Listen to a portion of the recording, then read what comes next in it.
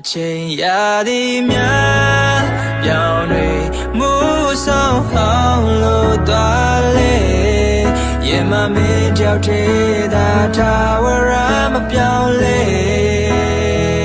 ရှင်တန်ချိန်ခရီးဘယ်လောက်ဖြစ်ဖြစ်ကိုမြဲဆောင်ကြမယ်အချိန်မှမင်းနဲ့နီးရာမျောလင်းခြင်းကြပြ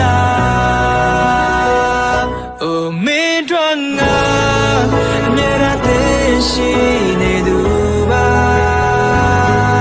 မင်းတို့ငါရင်ခုန်လာမပြောင်းလဲသွားမင်းတို့ငါ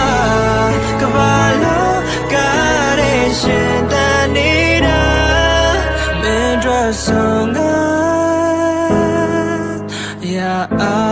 လုံး stable တင်မှာ